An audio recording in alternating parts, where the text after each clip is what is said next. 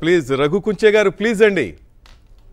ఎరువైన రాయబారాలే చెప్పలేని మాట మౌనం, దూరమైన ప్రేమ ధ్యానాలే పాడలేని భవగీతం, ఎండల్లో వెన్నెల్లో ఏం చేతూ ఒక్కరం ఇద్దరం అవుతున్నాం, వసంతాలు ఎన్నొస్తున్నా కోకిలమ్మ కబురేది, గున్నమావి విరబూస్తున్నా తోటమాలి జాడేది, నాయదే తుమ్మెదై సన్నిధే చేరగా, మళ్ళీ మళ్ళీ ఇది రాని రోజు, మల్లె జాజి అల్లుకున్న రోజు, ఏదో అడగాలని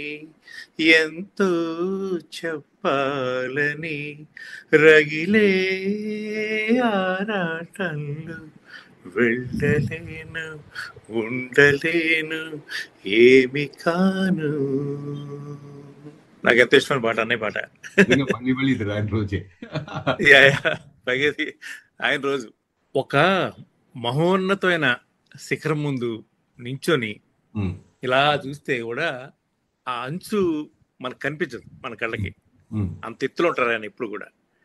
ఎలా చూసుకున్నా సరే ఆయన హ్యుమానిటీలో కానీ ఆయన ప్రవర్తనలో కానీ ఆయన అంటే ఒక గొప్ప మెగాస్టార్, ఇన్ని కోట్ల మంది హృదయాలని కొల్లగొట్టేసినటువంటి ఒక గొప్ప హీరో ఈ రోజుకి ఎంత ఒదిగి అణిగి మణిగి ఆయన ఎంత కిందకు వచ్చి ఉంటారు అనేది నాకు ఎప్పటికీ అర్థం కాని విషయం. అది అంటే ఆయన తయారు చేసుకున్న విధానం, మేబీ తల్లిదండ్రుల పెంపకం, ప్లస్ ఆయన ఒక ఇంటి పెద్దగా ఆయన తమ్ముళ్ళని కానీ చెల్లెళ్ళని కానీ అభిమానులు కానీ ఆయన చూసుకునే విధానం, అది అంటే అంటే కారణ జన్ములు అంటారు నాకు తెలిసి.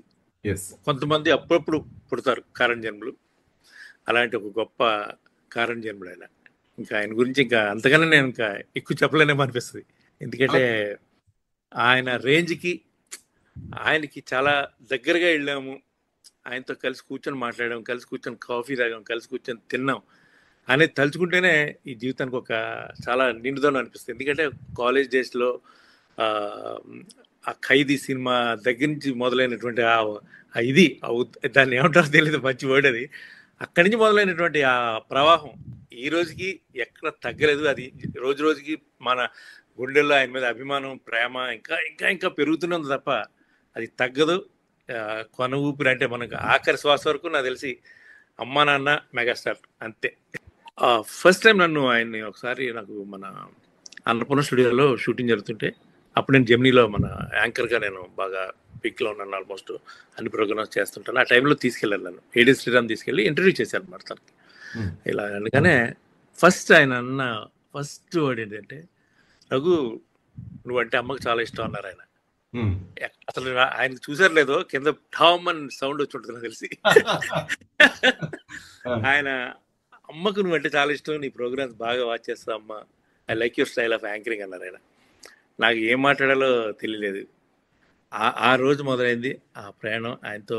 ఇంకెప్పుడు కలిసినా చాలా ఆప్యాయంగా మాట్లాడేవారు, కూర్చోబెట్టేవారు. షూటింగ్ దగ్గరికి వెళ్తే బయట ఆయన కోసం ఒక టెంట్ లాంటి తోటి వేసి ఒక చిన్న సెటప్ చేస్తారు, అక్కడ కూర్చోబెట్టి మాట్లాడేవారు. సో అలాంటి ఆ పరిచయం ఎంతవరకు వెళ్ళిందంటే, నేను ఫస్ట్ టైం బాచి సినిమాలో లక్ష్మీ లక్ష్మీ అనే సాంగ్ పాడాను. ఆ సాంగ్ పాడిన తర్వాత ఆ క్యాసెట్ రిలీజ్ అయింది. ఆ క్యాసెట్ తీసుకెళ్ళి అన్నయ్యకి వినిపిద్దామని చెప్పి ఆయన అప్పుడు అక్కడ ప్రసాద్ ల్యాబ్లో డబ్బింగ్ చెప్తున్నారు, మృగరాజ్ అనే సినిమాకి డబ్బింగ్ చెప్తున్నారు. చెప్పినప్పుడు తీసుకెళ్ళి నేను బయటకు వచ్చినప్పుడు క్యాసెట్ తీసుకెళ్ళి ఇచ్చాను, అన్నయ్య నేను ఇలా సినిమాలో పాడానండి అని చెప్తే, ఓ అవునా అని చెప్పి ఆయనకి ఒక సేరా కారు ఉండేది, ఎల్లో కలర్ కారు. డోర్స్ అప్పట్లోనే అవి ఇలా ఓపెన్ అయ్యేది.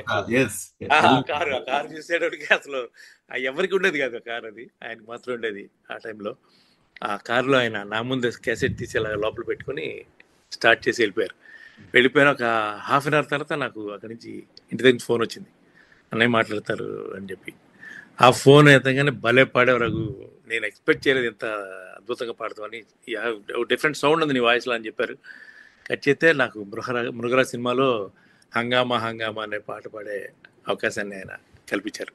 సో నా రెండో పాటే నేను మెగాస్టార్కి పాడగలిగాను.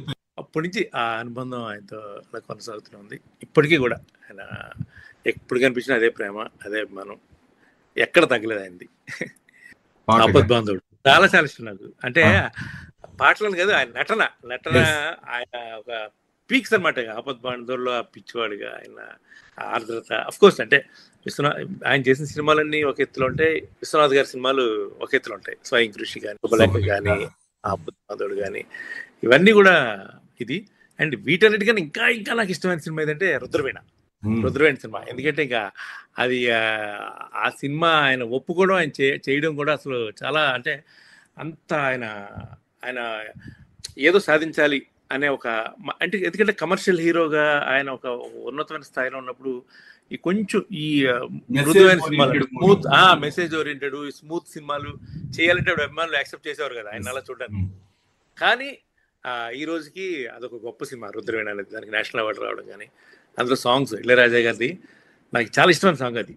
తరలి రాదతనే వసంతం, తన దరికి రాని వనాల కోసం, గగనాల దాకా సాగకుంటే మేఘాల రాగం ఇలా చేరుకోదా, తరలి రాదతనే వసంతం, తన దరికి రాని వనాల కోసం, వెన్నెల దీపం కొందరిదా, అడవిని సైతం వెలుగు కదా, వెన్నెల దీపం కొందరిదా, అడవిని సైతం వెలుగు కదా, ఎల్లలు లేని చల్లని గాలి అందరి కోసం అందును కాదా, ప్రతి మదిని లేపే ప్రభాత రాగం, పదే పదే చూపే ప్రధాన మార్గం. ఏ పోటీకెళ్ళి ఈ పాట పాడేవాడిని, ప్రైజ్ కొట్టేవాడిని. వస్తాడంటే తరలి రాదు పాడతాడు, తరలి రాదు రఘు అనేవారు. పాట పాడేటి మనం దయచేసి అనుకున్నారు అనమాట. అంత చాలా టఫ్ సాంగ్ ఇది, చాలా కష్టమైన పాట. అది నెక్స్ట్ అదొక వేరే ఎలియన్ ఆ మూవీ నాకు తెలిసే దృష్టిలో. అంతే. అన్నయ్య నూరేళ్ళు కాదు, ఇంకా అంతకన్నా ఎక్కువ ఆయన హ్యాపీగా ఉండాలి. ఆయన చుట్టూ ఉన్న వాళ్ళందరినీ ఆయన హ్యాపీగా ఉంచుతారు, చాలా బాగా చూసుకుంటారు. ఆ ప్రేమ, ఆ అభిమానం ఆయన ఇంకా ఇంకా ఇంకా ఇంకా ఈ తన కోట్లాది మంది అభిమానులు, అలాగే దురభిమానుల మీద కూడా ఆయన చూపిస్తారు ప్రేమ. అదే ఆయన గొప్ప విషయం.